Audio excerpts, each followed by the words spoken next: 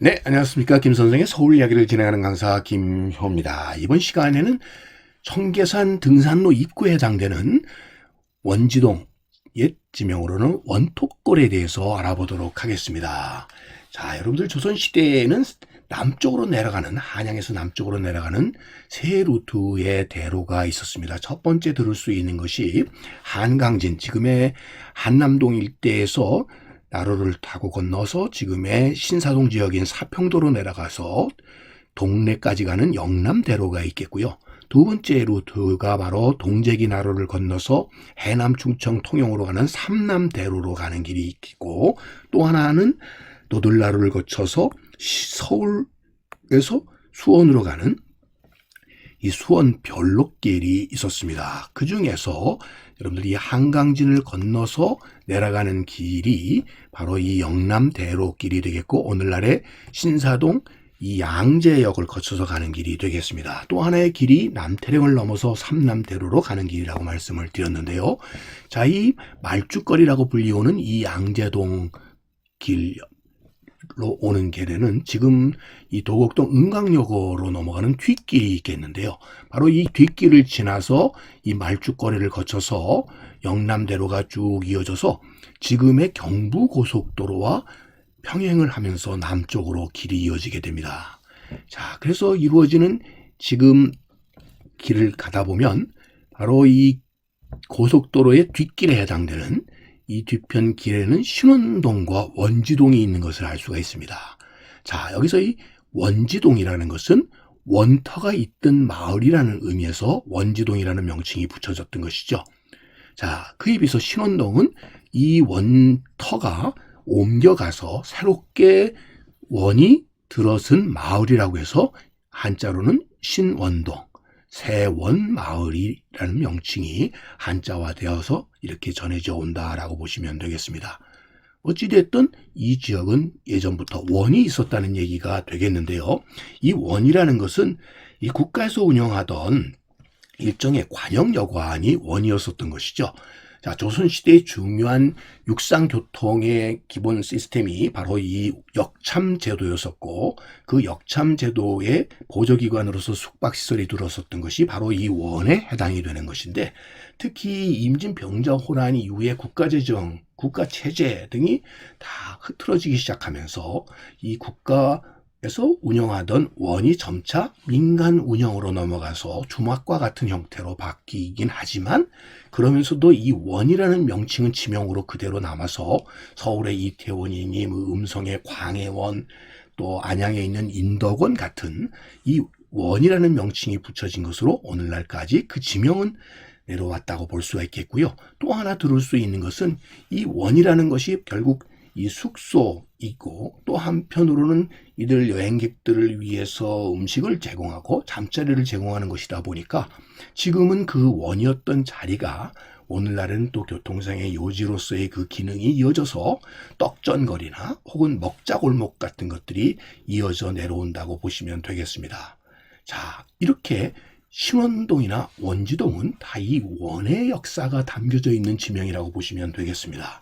그래서 지금 원지동, 원터 마을, 등산로 입구에 가게 되면 바로 이곳이 예전부터의 길이라는 것을 우리가 금방 느낄 수 있는 게 첫 번째, 이런 지금은 보수로까지 지정이 되어 있는 큰 느티나무, 정자나무가 자리를 잡고 있고, 그 멀리에 바로 미륵불을 모셔놓고 있는 이런 미륵당이 있다는 사실입니다.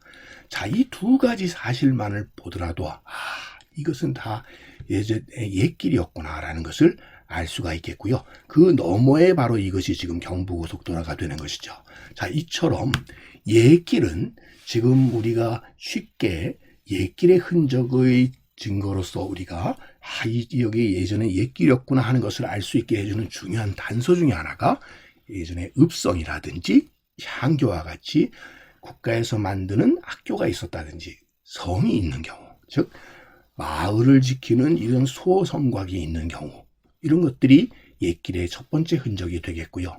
탑이라든지 부도 등의 절터라든지 아니면 좀 전에 봤었던 미륵불이라든지 산신각, 또 각종 선정비라든지 영세 불망비와 같은 이런 비석군이라든지 또 여원, 터, 주막거리 같은 것들도 그 흔적이 될 수 있겠고요.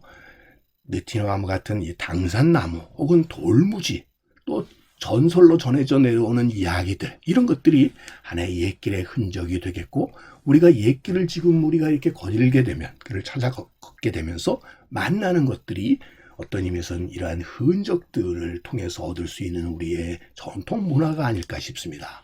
자, 그래서 이 마을의 소목으로서의 당산나무가 있으면 이 당산나무와 더불어서 또 등장하는 신성한 지역이 바로 이런 선앙당 같은 것들이 되겠죠.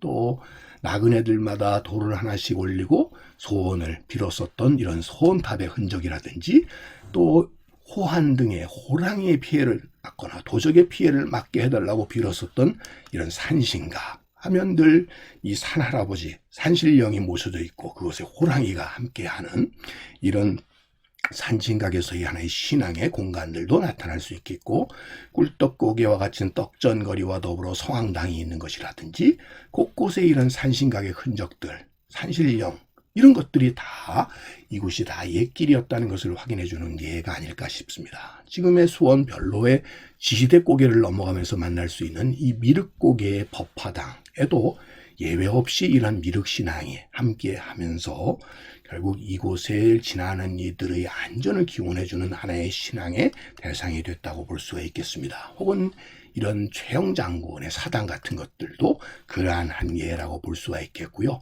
곳곳에서 만날 수 있었던 이런 장승들은 하나의, 우리로서는 지금으로 얘기하면은 거리를 갈 수 있는 이정표의 기능까지 하면서 이런 소목의 기능을 했었고요. 마을 입구에 이런 솥대라든지 또 이러한 돌로 만드는 석불 입상 같은 것들도 바로 이것이 옛 길의 흔적이라는 것을 확인해 볼 수 있는 예라고 볼 수 있겠습니다. 자, 국사암 석조열의 입상과 같은 이런 불상들을 곳곳에서 만날 수 있는 그런 즐거움이 함께하는 곳이 바로 옛길의 흔적이 아닌가 싶습니다. 경기도 안성의 이 죽산 미륵당도 그러한 예들 중에 하나로서 이 지역의 이러한 많은 불상들을 통해서 이곳이 영남 대로길로 지나가던, 즉 많은 과객들이 지나가던 중요한 루트였다는 것을 반증해 준다, 이렇게 볼 수 있겠습니다. 지금은 빠름을 우선하는 시대이다 보니까 고속도로를 따라서 우리는 그냥 이 옛 이야기들을 흘려보내고 달려가기 마련입니다만, 우리가 옛길에서만 이렇게 만날 수 있는 우리 길의 독특한 문화 요소들은 이런 옛길에서 만날 수 있지 않을까 싶습니다. 그래서 오늘은 바로 영남 대로길의 초입에 해당되었었던 바로 원지동과 신원동에 대한 이야기로 꽃밭을 가꾸는 김 선생이 말씀드렸습니다.